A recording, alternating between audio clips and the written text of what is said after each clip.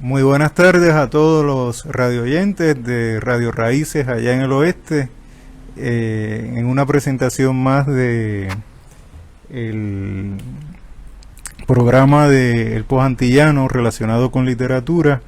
Y en la tarde de hoy tenemos la grata sorpresa, pero también de tener aquí a Irán Lozada. Irán Lozada es el autor de El espía de Betances, de la editorial Isla Negra. Tiene 5 novelas, 4 de ellas por lo menos reconocidas y premiadas. A veces no se premia la mejor, y curiosamente pues tiene una de esas novelas muy buenas que tampoco, por el hecho de que no haya sido premiada, no deja de ser una gran novela. En la tarde de hoy, Irán, me alegra mucho que estés aquí conmigo. Mi nombre es Wilkin Román Samot para todos los radioyentes, y en la tarde de hoy luego se nos estará uniendo Daniel Nina. Irán, un saludo para todos los radioyentes y comenzamos la conversación.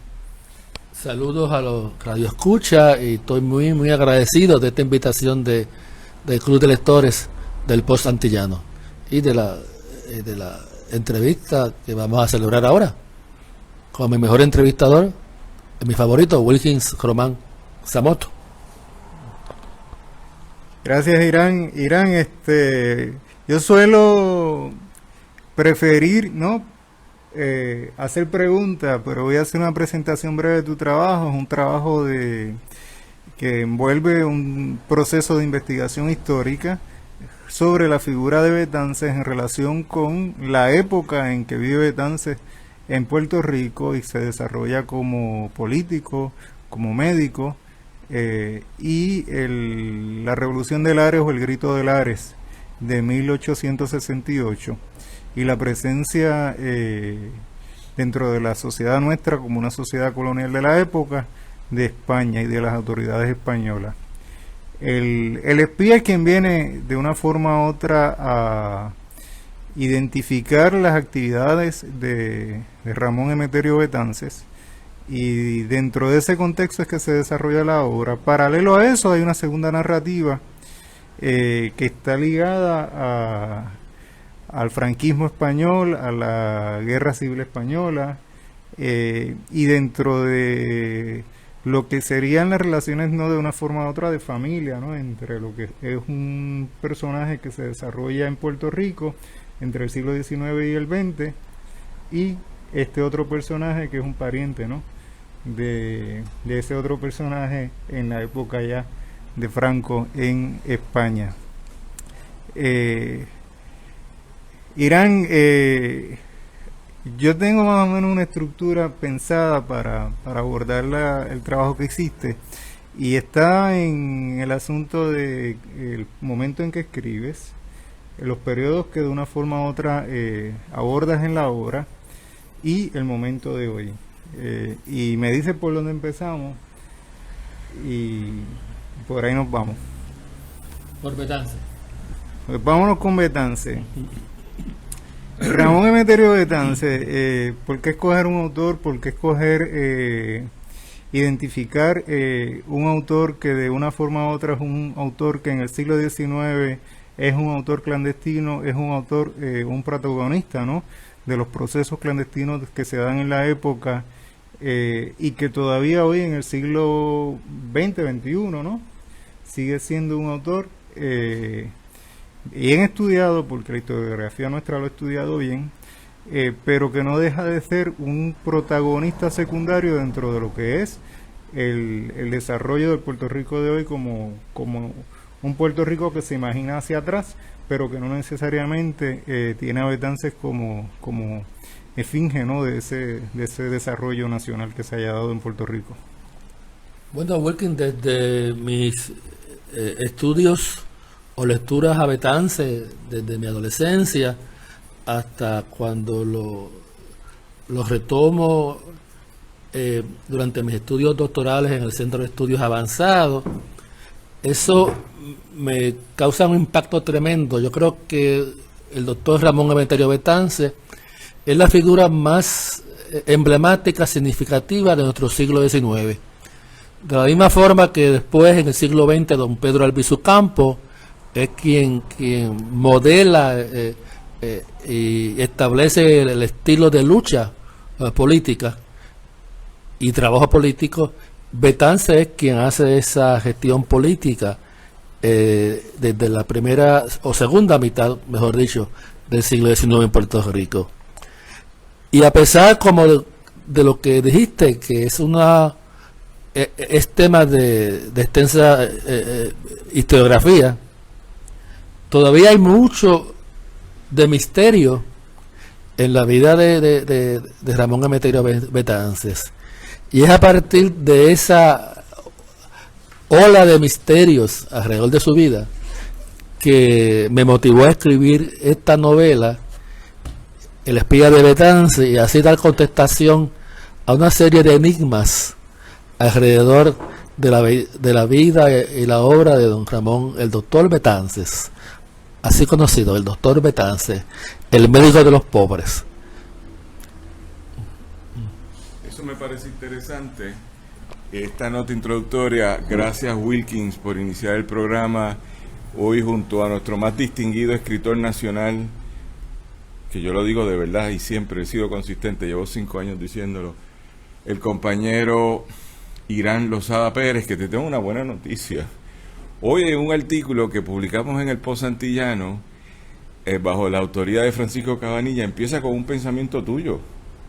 Así que tienes que buscarlo en Crítica Literaria. Me pareció chévere, no sé de qué libro está haciendo la referencia de todas las obras tuyas, pero quería que lo supiera, que lo tuvieras presente, porque la vida es como es, y hoy que honramos tu novela, tu nueva novela, El espía de Betance, y aquí comentado por el compañero Wilkins Román Zamot, pues un orgullo. El pensamiento tuyo dice: iba rodeado de su propia luz y no necesitaba de ropajes de gala para atraer todas las miradas. Así que tú sabrás de dónde sale eso que te han citado en el día de hoy. Gente, estamos aquí en el programa Club de Lectores del Post Antillano, 7ª edición, capítulo creo que es el 10 o el 11 de este, o el 10 de este 7ª temporada. Estamos transmitiendo por el Post Antillano, me dicen que es el 9, siempre me confundo, pero todavía ni el 9 ni el 10, es el 8, ay Ramón Edwin. Y dentro de esa conversación estamos aquí junto al escritor nacional, narrador nacional Irán Lozada Pérez, entrevistado por el compañero Wilkins Román. Sí nos es importante decir que le agradecemos al Post Antillano la transmisión, originada en San Juan por Adrián Ciaga Pérez, organizada el proyecto por Alejandra Ortiz Arraiza y transmitida de forma simultánea desde la ciudad de San Sebastián por el compañero Robertito Rivera por Radio Raíces en el 1460M. Y estos segmentos tienen auspiciadores y me lleva a mí a darlo. El libro Blanco y Negro con Sandra Rodríguez, de la autora Sandra Rodríguez Coto, se encuentra disponible en el libro 787, Casa Norberto y la Librería Mágica. Y el libro Bitácora de una transmisión radial, de la autora Sandra Rodríguez Coto, se encuentra disponible en la Librería Mágica, Casa Norberto, Librería 787 y Librería El Candil. También le agradecemos a la gente de la Villa Pesquera Herrera de Loíza, a su restaurante y centro cultural, gestado por Eddie Rivera y su familia, que presenta un menú al público, un menú variado de su restaurante que incluye mariscos frescos, pescadería conjunta y durante viernes y sábado y domingo actividades culturales que varían entre clases de bomba, toques de tambores, tardes de bohemia y diversidad de los atardeceres, de los artesanos. Hay unos atardeceres hermosos allí.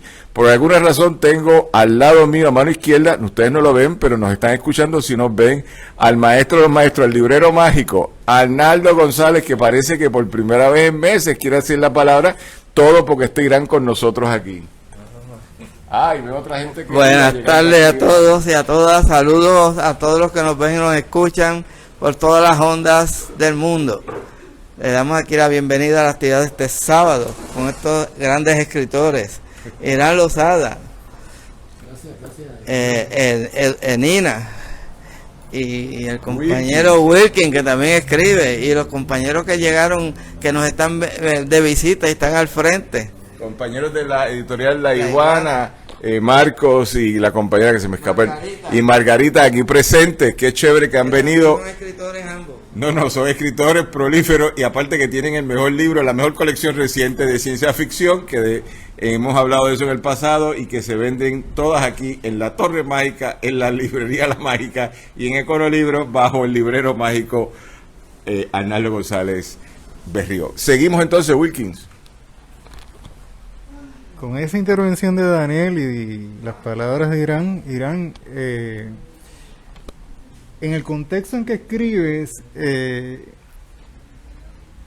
yo siempre digo, una de las ventajas de leer a Irán es que dentro del contexto de cómo obra la obra dentro de Irán, hay una conexión espiritual. Yo le pregunté por el padre Margarito, que es un personaje, y él no lo conectó con un personaje político del siglo XX nuestro. Pero Irán, hablas de la guerra y de la posibilidad de guerra dentro de Europa y de la relación entre Hitler, y escribes en el 2021. Háblanos del contexto en que se da eso, cómo se inserta dentro de la obra y si era que tenías alguna información que nosotros los mortales, los simples mortales, no tenemos.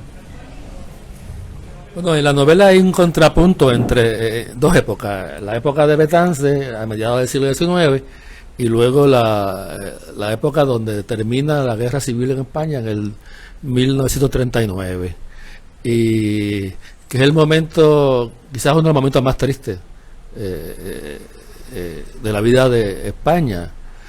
Millones de personas mueren en esa guerra, que para mí es el comienzo de la Segunda Guerra Mundial. Los pilotos alemanes e italianos comenzaron a ensayar sus tiros desde el aire, la Legión Cóndor, por ejemplo, en la Guerra Civil Española. Mi novela, un momento es durante el verano del 39, y es el momento en que Franco ya sabe que la Segunda Guerra Mundial es inminente, ya todo el mundo lo sabe. Hitler la amenaza a invadir a Polonia, y parte del problema es si España va a intervenir o no en la Segunda Guerra Mundial después de haber estado 3 o 4 años en esa terrible guerra civil. Y parte de la respuesta a eso, por qué Franco no entra en el eje, Italia, Japón, Alemania, y participa como parte de ese grupo de países fascistas de la guerra española. Y la respuesta la doy ahí. Claro, la respuesta dentro del mundo de la ficción, así que aquí se menciona a Hitler, se menciona a la Alemania nazi y se menciona al caudillo Francisco Franco. Ahora, hay 3 enigmas en esta novela que yo quería por lo menos plantear, que tienen que ver también con la guerra. En una de sus cartas, Betance le dice a un pariente que participó en la Revolución Francesa del 1848, que ese fue su bautismo de fuego. Sin embargo, no dice qué participó, no dice qué hizo, no dice si tomó las armas. Suponemos que lo hizo porque él dice su bautismo de fuego. No sabe en qué barricada se ubicó. Esa fue la famosa Revolución Francesa del 48, que comienza el ciclo revolucionario, que culmina en el 68 luego en España, con el derrocamiento de Isabel II. En el 48 derrocan a Luis Felipe I en Francia, y comienza la Segunda República, si no me equivoco. Pues yo quise preguntarme y contestar en esa novela cómo fue la participación de Betance en esa revolución del 48. Curiosamente, ese mismo año se publica por primera vez el Manifiesto Comunista. Así que mira qué cosa interesante, Betance está allí Y yo creo que Betances, en algún momento, no en febrero del 48, cuando ocurre la Revolución Francesa del 48, en el febrero del 48, yo creo que después vino a Puerto Rico un verano, tenía 20 años Betances cuando eso. Yo creo que en algún momento, Betances conoce la obra y quizás conoció personalmente, o por lo menos estuvo en una tertulia con Carlos Marx. Sin embargo, Betances no menciona mucho el socialismo, o no lo menciona, punto. No menciona el socialismo en sus cartas o en su obra. A pesar de que estaba allí, claro, en el 48 lo que triunfa es el liberalismo, ¿verdad? No el socialismo. Y ese es uno de los enigmas que trato de contestar. ¿Qué hizo Betances? Y si conoció o no conoció a Carlos Marx. Yo presumo que sí, en esta novela. El segundo misterio, la relación de él con Simplicia. Con Simplicia Jiménez Carlos. Betances escribe alrededor de 1000 cartas conocidas como 1000 cartas. Sin embargo, solo menciona a su compañera de más de 40 años en 3 cartas. Y yo le pregunté cómo fue esa relación entre Simplicia y don Ramón Emeterio Betances. Simplicia, la segunda compañera conocida por más de 40 años. Se habla de una tercera, pero son simples comentarios. ¿Qué pasó con esa relación? Y de ahí surge la novela, porque se descubre en un baúl mágico el diario secreto de Simplicia Jiménez Carlos. Y Simplicia llega a la vida de Betances 3 años después que muere la prometida de Betances, Carmelita Henry Betances, sobrina de Betances. Carmelita, la Virgen de Borinquen, como él la llama después, muere una semana antes del matrimonio. Había una diferencia como de 15 años entre Betances y Carmelita. Cuando Simplicia llega a la vida de Betances ya pasó 2 años de duelo, y luego participa en la guerra de restauración de la República Dominicana entre el 60 y el 65. Y ese es el segundo enigma que intento contestar, ¿verdad? Esa relación entre Simplicia y él. El tercero te lo digo más tarde. Háblanos un poco del contexto de desarrollar una obra basada en archivos históricos, el descubrimiento de un diario íntimo, un diario personal de la protagonista, el rol que de una forma entonces juega la mujer dentro de tu narrativa, de tu imaginario. Y hablando de archivos, en estos días se descubrió que la bandera del Lares está o se encuentra en uno de los archivos militares de España, en Toledo, y que curiosamente los colores que históricamente habíamos asociado a la bandera del Lares no son ese azul claro, sino que son un azul más oscuro a tono con los idearios y los emblemas de la Revolución Francesa. Háblanos de eso.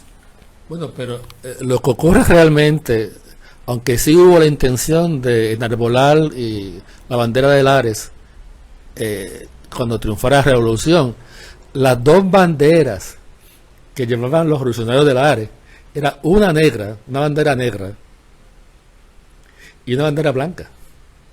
En la bandera blanca estaba escrito de manera artesanal patria o muerte. La bandera curiosamente negra, es curioso, ¿verdad? Una bandera negra. No sé qué simboliza eso. Invito le pregunto eso a Francisco Moscoso, ¿verdad? Que es el estudioso del Lares más fecundo. La bandera famosa del Lares, que la que conocemos, que mi conocimiento me dice que es los colores invertidos o los cuadrados invertidos de la bandera de la República Dominicana. Igual que la otra, la del 95, la de Puerto Rico actual, fue los colores invertidos de la bandera de Cuba. Pero la bandera, esa de Lares, no se usó en Lares. Estaba, o sea, la habían bordado, estaba en ese proceso. Pero estaba guardada en algún lugar, esperando quizás el triunfo de la revolución. Pues, utilizan dos banderas, una blanca y una negra. Los 300 o 400 revolucionarios del área. El rol de la mujer y el diario. Antes que contestemos eso, vamos a quedarnos en la bandera. Y la motivación de la bandera, con los compañeros de Se Acabaron las Promesas, la bandera puertorriqueña en negro, ¿tiene algún referente a Lares 1868? Primero, y después que le conteste a Wilkin, volvamos.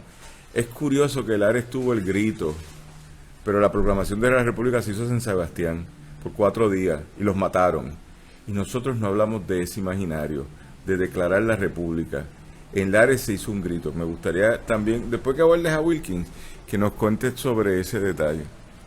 Wilkins, esta novela es una combinación de historia y fantasía y ficción. Okay. Eso le corresponde al lector descubrir dónde hay ficción y dónde hay historia. Una novela histórica, pero tiene que ser histórica. De hecho, yo creo que toda novela tiene algún tipo de raíz histórica, toda novela, a menos que sea una novela basada en el futuro, y aún así está basada en algunos hechos del presente. Así que el diario de Simplicia se encontró en un baúl mágico y está aquí. Ahora, si lo escribió o no lo escribió Simplicia, si es una falsificación, eso le corresponde a los historiadores. Ahora, la revolución de Puerto Rico del 68 iba a ocurrir en Camoy. Camoy iba a ser el punto de partida. Camoy iba a desembarcar 5.000 hombres, de acuerdo a los cómputos de Betance, y 40 o 50 por Naguabo, para distraer las fuerzas militares españolas en Puerto Rico. Lo que pasó fue que se apresuró. La revolución iba a dar comienzo el 29 de septiembre, el día de San Miguel, cuando los esclavos tenían su día libre, su día de descanso, uno de sus pocos días de descanso. Así que el diario de Simplicia, pues, ahora, Simplicia en su diario es muy minuciosa en los elementos históricos. Eso sí, ella dentro de su diario, ella habla de historia, de la historia que ella vive al lado de su esposo, el doctor Betance. Daniel. Ahora me contesta. Mira, tienes mensaje de Ricardo Rodríguez. Ricardo, te has convertido en un asiduo de nosotros. Irán Lozada, uno de los mejores escritores del país, endosado de ese comentario. Aida Torres nos envía saludos. Jimmy Valdés, Osaku. Betance, Hosto, Elvisu, Campo. Qué hermosos seres humanos del antillanismo. Gracias por el esfuerzo y significado. Y Jimmy Valdés nuevamente interesante. Así que háblame de eso, porque es interesante lo que significamos, ¿verdad? Y estas conversaciones que tú y yo hemos tenido en tantas cosas, pero, y es un detalle que dijiste, porque yo me quedé en esa parte, la del baúl. El baúl es mágico, porque si es mágico es otra cosa, ¿verdad? Así que es mejor dejarlo, que es un baúl que se encontraron, como se encuentran tantas cosas en los archivos de España, que no le ponemos atención. Con eso entonado, es que ese debate, Lares, San Sebastián, Camuy, esa revuelta, a mí me parece interesante. Los murales de San Sebastián hoy es honrar a gente que no se honra, que estuvieron 4 días tirando tiros y establecieron una frontera de Puerto Rico independiente versus Puerto Rico colonial. Después los mataron, ¿verdad? Pero bueno, tú dirás. Bueno, el baúl mágico. Ese baúl lo encuentra el personaje Juan Francisco Ugarte, que es un hombre acaudalado, un pijo de Madrid. Pijos son personas ricas, le decían así antes a los hombres con dinero. En Madrid no sé si aún usa la palabra pijo. Es un pijo madrileño que para complacer al caudillo, a pesar de que tiene dinero, se va a ayudar en las tareas de rehabilitación y mantenimiento de los palacios. Y en uno de los palacios, en el sótano tenebroso que a él le corresponde rehabilitar y obra de saneamiento, él encuentra el baúl, un baúl muy bonito de caoba, con los goznes y los medallones dorados, relucientes, y no puede evitar la tentación de robárselo. Se lo lleva a su casa cerca, él vive frente a la Plaza Mayor, donde está la estatua de Felipe III, en el centro de la Plaza Mayor. Los que hemos ido a Madrid conocemos la Plaza Mayor. Y yo no sé si en aquella época había posibilidad de vivir en los altos de la Plaza Mayor, pero yo inventé el piso los novelistas. Aquí hay dos novelistas, está Reinaldo Marco Pauda frente a mí, y Margarita Maldonado, novelista también, está a mi izquierda Daniel Nina. Los novelistas nos inventamos lo que nos da la gana. Así que si el baúl es mágico, sí, el baúl es mágico. ¿Y San Sebastián? Dale, contesta. San Sebastián, la Declaración de Independencia, la participación de San Sebastián y cómo se ve en la obra. Bueno, yo no estoy muy seguro que duró 4 días San Sebastián. ¿No? Yo creo que fueron liquidados muy rápidamente. Tenemos que revisar esa parte de la historia. Mi conocimiento del Cristo de Lares, que comienza en Lares, y allí se detienen y van a la iglesia a que el padre de la iglesia de Lares oficia un Te Deum, y de ahí parten a San Sebastián, por esas carreteras sinuosas y terribles, ¿verdad?, de la cordillera central de Puerto Rico. Y cuando llegan a San Sebastián son recibidos por las patrullas de los españoles, los milicianos, y creo que fue una batalla breve. Fueron rápidamente diezmados, huyeron a las montañas, los persiguieron hasta las montañas y los liquidaron en la montaña, y arrestaron a más de 800 participantes en la revolución. Muchos van a parar al Morro y a otras cárceles reales, en Aguadilla, en Arecibo, y mueren muchos en la cárcel por condiciones de higiene que provocan enfermedades contagiosas. Así que yo no estoy seguro si hubo 4 días de resistencia en San Sebastián. Eso podemos después revisarlo en la historia. Mi conocimiento es que duró muy poco la resistencia en San Sebastián. Pues, pero eso no aborda la novela. Ahora, el tercer enigma que quiero adelantarlo, no quiero irme sin plantearlo, perdona Wilkins. En una carta de Betances a su hermano Adolfo, que fue otro de los presos del Lares, ¿verdad? Adolfo, sin tirar un tiro, es arrestado por los españoles y estuvo preso en el Morro, Adolfo Betances.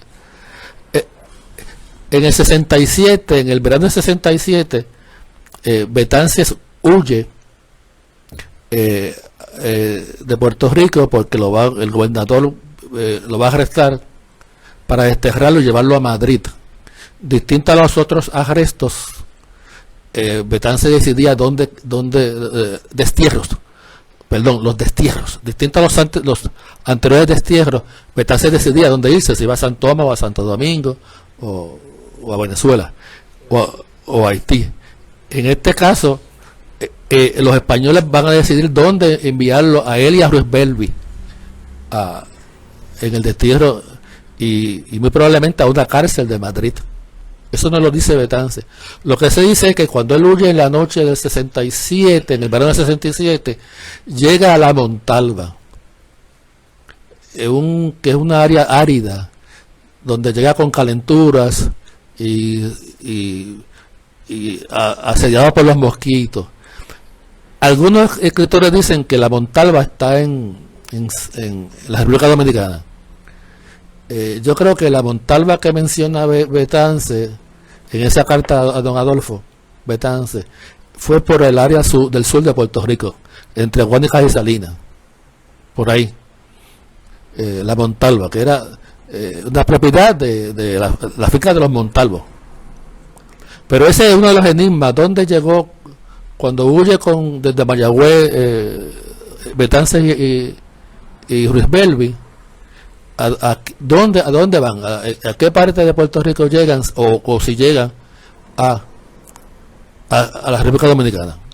Eso es un misterio que yo intento también contestar en esta novela.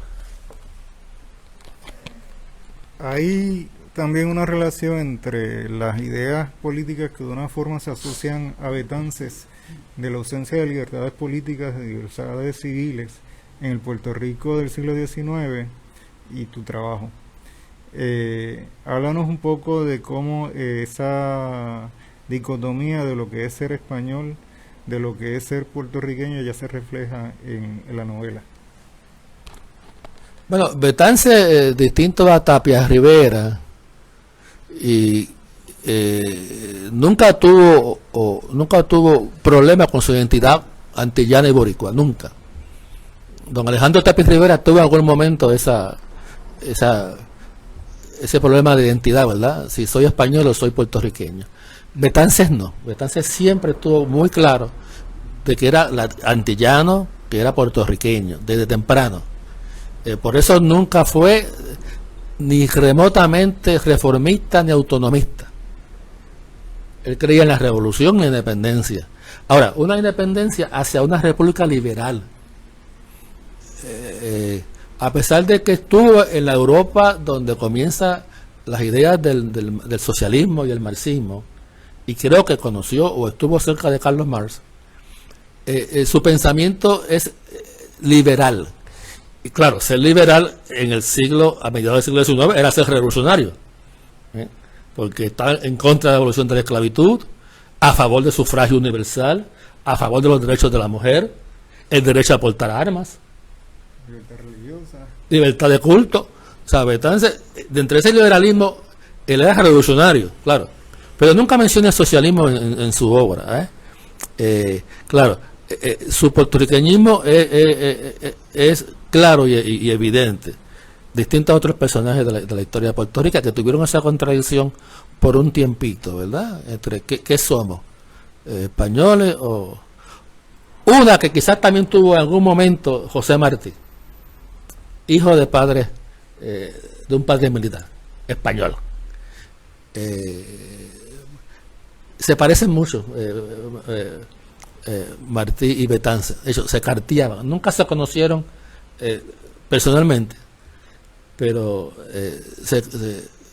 hay cartas entre José Martí y don Ramón Emeterio Betance. Pues Betance lo que propugnaba era una república liberal, pero república, y eso era revolucionario en ese momento. Él detestaba el reformismo, detestaba el autonomismo, y decía que los autonomistas lo que querían es echar manteca. O sea, manteca es engordar. Y en eso era muy claro en su ataque a los conformistas con la colonia. Sobre esta conversación yo ilustro con el libro de Carlos Rojas sobre Betance, no sé si lo tengo, 2020-2021, que es un libro extraordinario porque da una perspectiva un tanto más crítica que otras perspectivas con las cuales vivimos de Betance. Y dentro de esa conversación, a lo que estás diciendo, a mí la parte de descubrir Betance por ese trabajo, recuérdate que tu novela es ficción, fantasía o no fantasía, pero qué bueno que la hiciste y de ahí se la vamos a leer, pero en el dato histórico, que es lo que recoge en ese otro libro el compañero Rojas, pues es un personaje que es consistente a lo que estás diciendo. Yo pienso que era bastante intolerante al que no creía en lo que él creía, y dentro de esa conversación era literal de armas tomar, y tercero, él estaba obstinado, y con lo que estaba obstinado lo iba a perseguir. Pero que los historiadores te lean tu novela y después busquen el dato histórico, que yo creo que un debate con Iris Miranda sobre la novela histórica, empezar a ver la ficción como una forma de contar la historia y después buscar la justificación del dato con los historiadores que han interpretado, porque hay historiadores en cualquier dirección. En este programa hoy de El Club de Lectores, en su 7ª temporada, 8º episodio, nos encontramos con el querido amigo Irán Lozada Pérez, quien está siendo entrevistado por el también querido amigo Wilkins Román Samot en Cultura, en Club de Lectores, todos los sábados a las 2 de la tarde por el Post Antillano y las redes sociales de nosotros, y transmitido simultáneamente por Radio Raíz en el 1460 AM WLRP desde San Sebastián. Gracias a los controles aquí a Adrián Ciaga Pérez y los controles allá a Robertito Rivera. Gracias a Alejandro Ortiz Arraiza por la producción general y a Ramón Edwin Colón Prat por la mentoría para que estos programas sean exitosos. Y gracias a nuestros auspiciadores, los cuales yo leo de algunos que son escritores y escritoras, y en este momento recordar al compañero Ángel Manuel Rivera Rivera por el libro Luis Muñoz Marín y la Revolución Cubana de 1959 al 62, disponible en la librería mágica Norberto González, librería El Candil y librería Laberinto. También al libro, el libro A Filo de Espada, Crónicas de Jehová de los Ejércitos, del autor Alberto Medina Carrero, que se encuentra disponible en la librería Norberto González, librería El Candel, en Ponce, la casita Bucanguife en Aguadilla, libro 787, librería Isla y Caimito Books. Ese libro lo discutimos hace unas semanas aquí en el Club de Lectores y fue un éxito, y lo recomiendo porque está buenísimo, pero no es lo que ustedes piensan. Y el libro Algunos de mis ensayos preferidos, 1979 a 2021, del autor Julio A. Muriente Pérez, editado por Publicaciones Gaviota, se encuentra disponible en la librería Norberto González y otras librerías de la isla. Seguimos, Wilkins. Yo tengo una memoria de un tal Padre Margarito, y la asocié a un personaje que tienes en tu novela, que se llama como el Padre Margarito, Padre Margarito. Y mi personaje de Padre Margarito ofició misa en Camuy, y el Margarito de tu novela me parece que también lo instalas en Camuy. Cuando te pregunté hace un rato sobre ese personaje, me dices que no tiene nada que ver. Pues para mí tiene mucho que ver con Lares, porque cuando yo niño viajaba para el Grito de Lares el 23 de septiembre desde Isabela, y habían 2 rutas, una por San Sebastián y otra por Arecibo. La ruta de Arecibo, cerca de esa entrada hacia Arecibo, usualmente se detenía mucha gente para hacer caravana, entre los que venían de San Juan para entrar a Lares, como los que venían del área mía del oeste. A veces porque se conectaban de que ahí nos íbamos a ver. Yo era niño, eran los padres, los tíos, la familia, ¿no? Y cuando estoy leyendo tu novela, El Padre Margarito, lo conecté. Háblanos un poco de tu personaje. Tú lo asocias a otro gran personaje de la época. Háblanos de ese otro gran personaje de la época. Yo también asocio la presencia de curas en Puerto Rico, la Guerra Civil Española, pero también a los grandes exponentes de las ideas libertarias en Puerto Rico en el siglo XX fueron también curas, fueron obispos. Háblanos un poco de eso. Bueno, el rol de los padres católicos en Puerto Rico debe ser motivo de estudio y análisis, porque hubo de todo.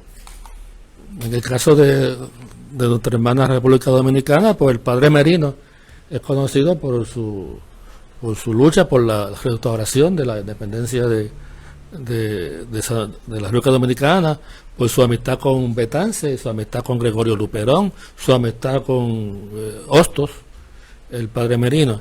Pero aquí en Puerto Rico, la mayoría de los padres católicos eran pro España, eran españoles. Claro, está aquí el famoso obispo Arismendi, ¿verdad? Que yo tengo la teoría de que quizás fue el primer independentista de nombre conocido. Cuando él le pide a Ramón Power que lleve la idea de la independencia a las cortes de España, a las cortes que estaban huyendo de la guerra de Napoleón y su hermano. él pide a Ramón que proclame la independencia de Puerto Rico, porque allá no había rey en España, no había aquí. El rey era un impostor, Pepe Botella. Ahora, en este caso, Padre Margarito, mi Padre Margarito, distinto al Padre Margarito de la historia, de Camuy, este es el Padre Margarito de Mayagüez, y no le molesta que le digan también Madre Margarita. Este es Padre o Madre Margarita, todo depende de quién lo aborde, ¿verdad? Y este es un coadyuctor, este es un ayudante del espía. Este es aquí yo menciono la policía secreta, que existía una policía secreta con un presupuesto, un gran presupuesto, miles de pesos duros para tener en Puerto Rico una policía secreta.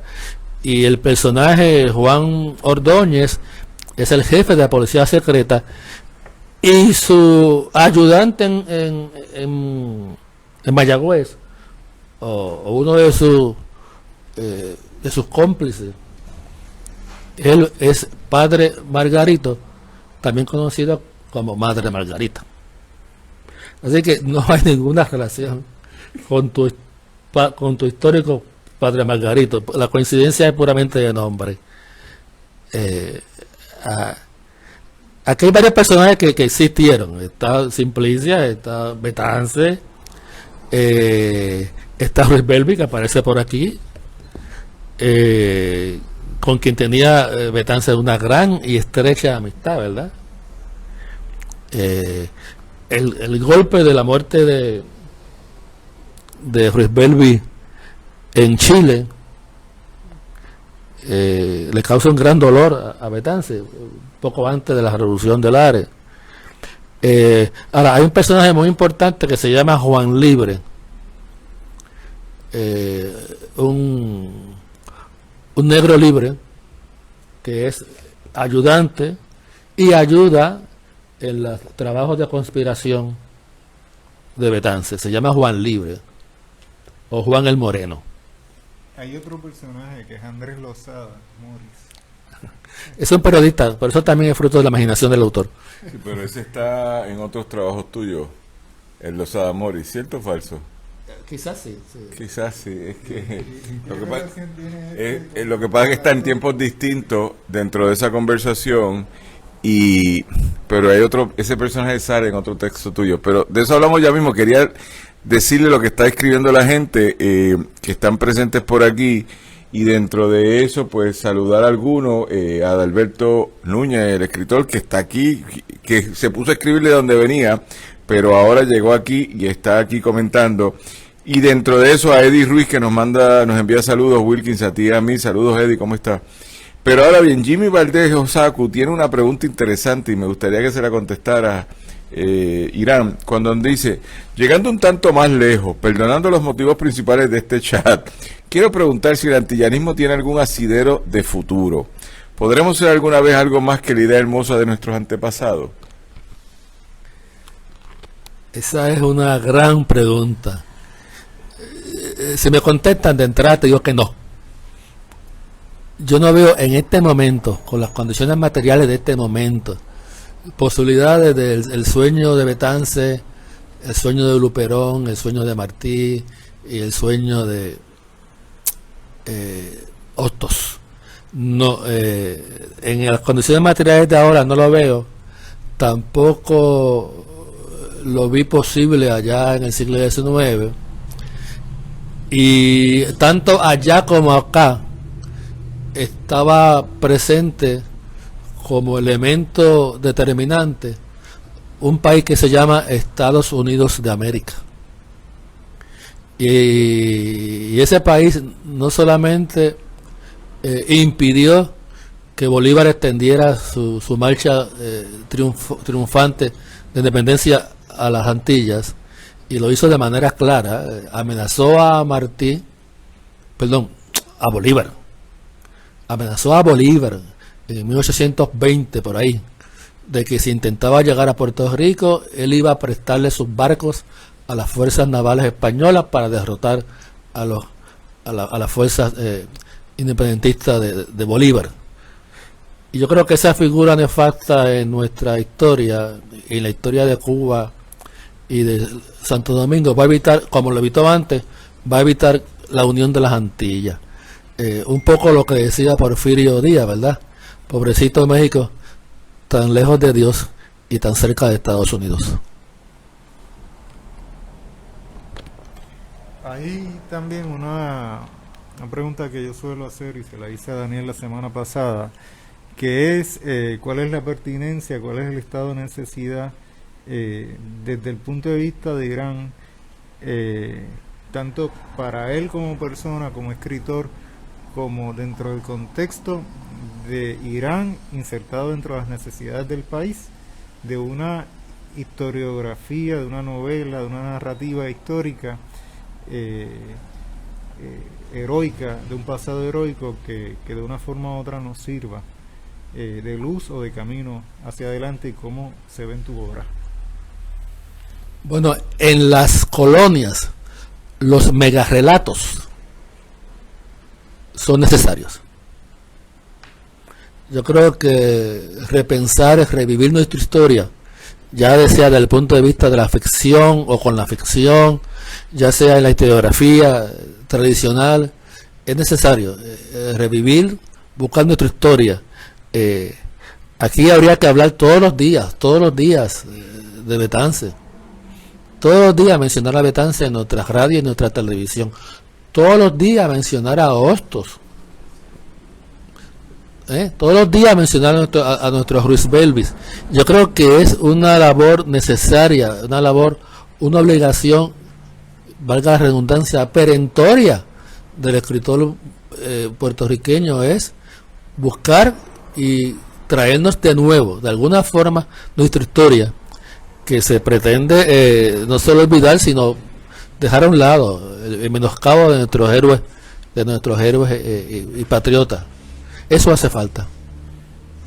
Ahí voy a intercalar yo ahora con Wilkin, que ha dialogado con nosotros el sábado pasado en la novela Yo no he visto a Linda, de mi autoría, que no es de salsa para nada, tiene que ver con la guerra de Corea, y un planteamiento que estás diciendo ahora que me parece interesantísimo a partir de tu obra El espía de Betance, que es el dato de volver al momento histórico y darle otra, por la ficción, por la narrativa, darle otra dirección al momento histórico para que pasen otras cosas. Y ahí yo voy a hacer un diálogo, perdona Mirán, en esta, porque me parece tan interesante que tú hables del baúl que se encontró en el 1939 en España, en el Archivo General, ¿cómo se llama?, de Madrid, y lo encuentra este pijo, y este pijo quiere sacarle dinerito a las monedas, y de repente descubre el manuscrito de la mujer que se me olvidó el nombre ahora, su nombre, pero lo encuentra, y a partir de ahí creamos una historia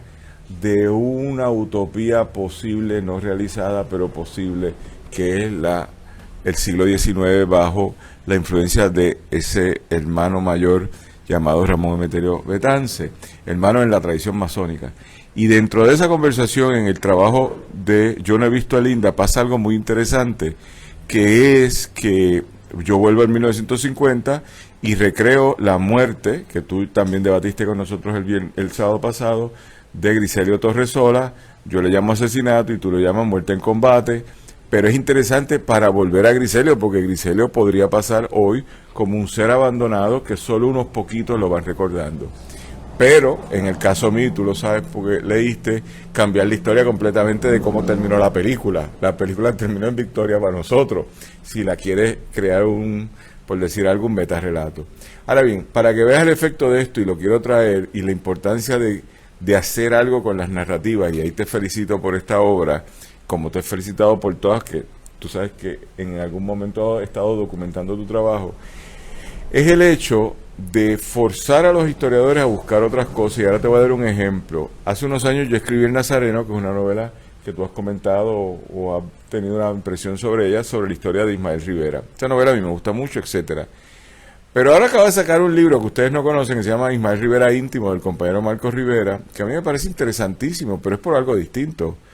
Porque él es un libro muy extraño, porque es híbrido, no es novela, pero tampoco es biografía formal, no hay citaciones, simplemente es él narrando, y continuamente va cambiando los hechos históricos que manejamos otros investigadores de la de Ismael Rivera. Ni bueno ni malo, se lo dije a Marco y lo felicité, es un trabajo bastante interesante, pero nos fuerza a todos a seguir investigando. La historia nunca es final, y por eso es que a lo mejor el cofre no es mágico. El cofre existió, como dijo Wilkins ahorita, se encontraron la bandera original del Ares, y ahora Wilkins, no te metas en esas esquinas, Wilkins, que después el problema está planteando que los colores eran otros. Pues entonces habrá que redefinir el famoso azul claro de los últimos 20 años que el Ateneo Puertorriqueño está celebrando el Día de la Bandera, y otra gente, el fenecido Juan Nieves, replanteó el color original de la bandera, etcétera, etcétera. Así que yo lo que creo es que tu labor como narrador es una labor de intervencionismo político, porque planteas algo que en novela se ve chévere. Si quieres hablamos de los muertos se visten de blanco, y entrarnos en todo ese relaje, o en tu novela Madiba, que también lo hiciste, y ahí sí yo te puedo hablar, cuando me planteas que la esclavitud fue de otra forma. Todo eso no está mal, nos fuerza a investigar más. No ahora como narradores únicamente, sino como historiadores, o como librepensadores, o como científicos sociales. ¿Sí? Yo quería, en los 10 minutos que nos quedan, que reflexionaran a partir de este extracto de Los Condenados de la Tierra de Frantz Fanon. Ese creador que decide describir la verdad nacional se vuelve paradójicamente hacia el pasado, hacia lo inactual. Lo que busca en su profunda intencionalidad son las proyecciones del pensamiento, las apariencias, los cadáveres, el saber definitivamente estabilizado. Pero el intelectual colonizado que quiera hacer una obra auténtica debe saber que la verdad nacional es primero que la realidad nacional, tiene que llegar al núcleo en ebullición donde se prefigura el saber. Ustedes están volviendo, en el caso de Irán, a 1868, el grito del Ares, y Daniel iba al periodo fundacional de la nación, el periodo del 40 al 50, y que yo hablo del origen del Estado Nacional, como Estado sucesor del pueblo de Puerto Rico. Hablemos de verdad histórica, de la necesidad de mirar hacia atrás para encontrar esa verdad histórica y la realidad nacional. Sí, aunque Fanon no estaba considerando el contexto de Puerto Rico, sino contextos europeos y del norte de África, algunas cosas sí se aplican a Puerto Rico, sobre todo la situación de colonizado, ¿verdad? Pero aún no hemos llegado al nivel que plantea Fanon en términos de que el colonizado ya es rebelde, ¿verdad? Fanon conoce a un colonizado rebelde a punto de la revolución. Todavía no estamos en esa etapa en Puerto Rico, aunque hubo rebeldía, hay rebeldía en Puerto Rico. Pero sí me parece muy interesante lo que habla Fanon del el deber del historiador y del escritor. Yo no conocía, no recordaba, mejor dicho, yo leí ese libro, pero no recordaba esa frase que acabas de decir. Mira. Sí, yo estoy escribiendo la próxima novela de ese quíntuple de novelas históricas en voz de mujer, y estoy en el periodo 1898 a 1951. Me he metido a leer la bibliografía de ese muchachito que se llama Edward A. White. Tú sabes, Edward D. White. ¿Tú sabes quién era Edward D. White? El que escribió Down vs. Bidwell, la opinión de belongs to but is not part of. Tú sabes que ese desgraciado era del Ku Klux Klan en Luisiana. ¿Tú sabías ese detalle, Wilkins? Era miembro del Ku Klux Klan. Estuvo en la guerra por los confederacionistas, hizo bandera del sur, y luego graduado de Tulane, lo que es Tulane hoy, y se quedó allí llevando los peores casos contra los negros. Cuando le dan la primera oportunidad, que lo nombran en el 94 a la Corte Suprema, lo que hace es crear el Plessy vs. Ferguson, que es, como dice algo de prima hermana de los casos insulares. y la mente después se hace presidente de la Corte Suprema y muere en el 24 siendo presidente de la Corte Suprema Americana. Por lo tanto, Puerto Rico versus Balzac muere en el 21. Puerto Rico versus Balzac es la forma de concretar su obra, que es donde se establece que Puerto Rico en Balzac, no en Downs, finalmente como opinión de mayoría. Este tipo lo que tenía era un pensamiento supremacista, abiertamente racista, y creó entonces una lógica de control a perpetuidad. Esto lo traigo por un detalle que dijo Irán, que me parece muy interesante, cuando los americanos dicen a Bolívar, no te metas aquí que invadimos esto y lo otro. En otras palabras, en el metarrelato de esa nación, Puerto Rico era siempre un eslabón a considerar en la geopolítica militar de ellos. Yo no sé.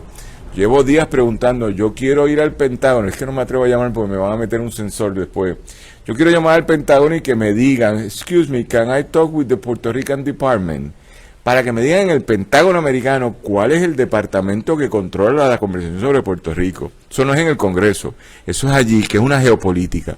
Así que dentro de esa conversación creo que el rol de todos y todas los escritores, esta es una posición pública que yo siempre he tenido, es establecer a tu pregunta, Wilkin, en una condición colonial, el compromiso sociopolítico en la literatura de superar esa condición colonial. Y tengo que decirlo, hasta que eso no termine, yo siempre voy a tener que hablar. El día que eso se termine, yo hablaré de rosas, de flores, de los mosquitos.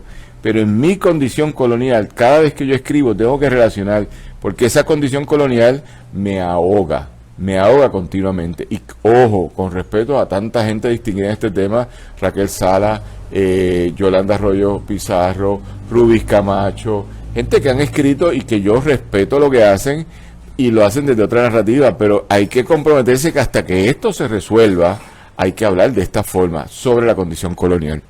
Así que mi compromiso es a perpetuidad. De verdad, estudien la figura de ese señor, es un desgraciado que presidió la Corte Suprema Americana, que tuvo injerencia en nosotros y nos establece en Downs en el 1901, una visión de dominación que en el 22 hasta el día de hoy, por encima de Pueblo versus Sánchez, Aurelio y Franklin, el Congreso nos trata como nos dé la gana porque nosotros somos un territorio no incorporado hasta el día de hoy.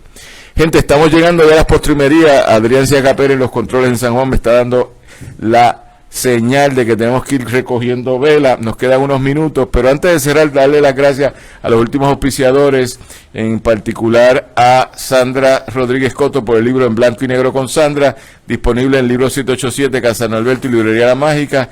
El libro Bitácora de una transmisión de la autora Sandra Rodríguez Coto, que se encuentra disponible en la Librería Mágica, Casa Norberto, el Libro 787 y Librería El Candil en Ponce. Y finalmente en libros, el libro de nuestra queridísima Lala González, que te mandamos saludos, Lala, a ti y a Wale, donde estén ustedes, pásenlo bien, y a la mamá de Wale, que le mucha salud.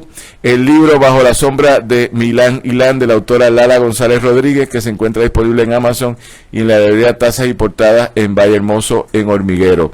También el donativo del compañero abogado y gestor cultural Orlando Martínez en el pueblo de Barceloneta. Muchos saludos y cariños, Orlando. Estamos ya a 2 minutos para terminar. Wilkin, te voy a dar la palabra a ti, pero yo quisiera darle las gracias a los dos, a nombre del Pozo Antillano, por esta intervención hoy para esta obra que hay que leer.